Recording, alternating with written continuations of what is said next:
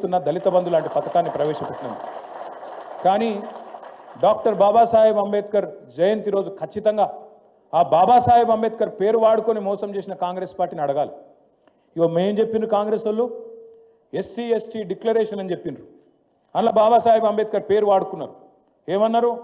కేసీఆర్ 10 లక్షలు ఇస్తుండు దళిత బంధు అని, మేము 12 లక్షలు ఇస్తాం అని చెప్పి మల్లికార్జున్ ఖార్గే సాబ్తో చెప్పించారు.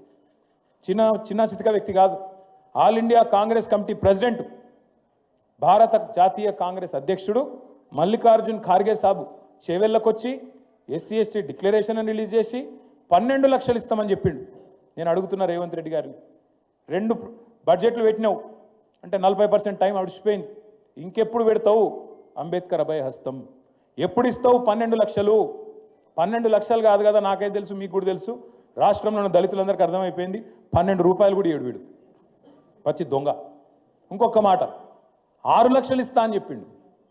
5 లక్షలు కాదు, డబుల్ బెడ్రూము 6 లక్షలు ఇస్తా నేను, మిగతా వాళ్ళకి 5 లక్షలు ఇస్తా, ఎస్సీ ఎస్టీలకు 6 లక్షలు ఇస్తా అని చెప్పిండు.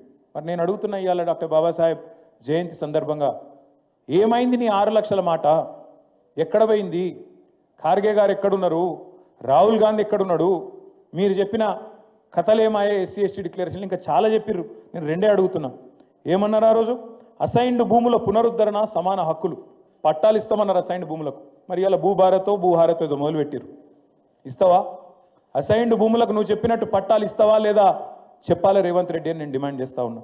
అట్లాగే మీరు చెప్పినారు ప్రత్యేక రిజర్వేషన్లు కల్పిస్తామని చెప్పారు. అట్లాగే కాంట్రాక్టులలో కూడా బ్రహ్మాండంగా మరి జనాభా దామాషా ప్రకారం దళితులకు, గిరిజనులకు 18%, అదేవిధంగా 10%, 28% ప్రభుత్వ కాంట్రాక్టులలో కూడా మీకు వాటా కల్పిస్తామని చెప్పిండ్రు. బీసీలకు 42% అన్నారు, ఎస్సీ ఎస్టీలకు 28% వాటా కల్పిస్తామని చెప్పిండ్రు. నేను అడుగుతున్నా ముఖ్యమంత్రి గారిని, కాంగ్రెస్ ప్రభుత్వాన్ని, మీ చేతులలో లేనియేమో ఢిల్లీ దాకా పోయి ఏందో చెప్పినట్టు యాక్టింగ్ చేస్తారు. మరి ఇవన్నీ నీ చేతుల్లోనే ఉన్నాయి కదా.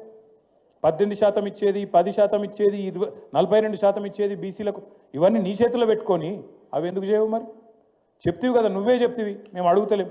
ఇంకొక పెద్ద మాట చెప్పిండు, అంబేద్కర్ గారు నమ్మింది, బలంగా విశ్వసించింది, అల్టిమేట్గా ఈ దేశం మంచిగా ఉండాలి అంటే అందరూ బాగుండాలి, అన్ని కులాలు అన్ని మతాలు బాగుండాలి, సమసమాజం రావాలి, కులము మతం అనే పిచ్చిలేని సమాజం రావాలని కోరుకున్నాడు ఆయన. అందుకే ఆయన నమ్మింది బలంగా విద్యను. ఆయన కానీ, జ్యోతిబా ఫూలే కానీ, సావిత్రిబాయి ఫూలే కానీ బలంగా నమ్మింది విద్యను. విద్యనే వికాసానికి దారితీస్తుంది.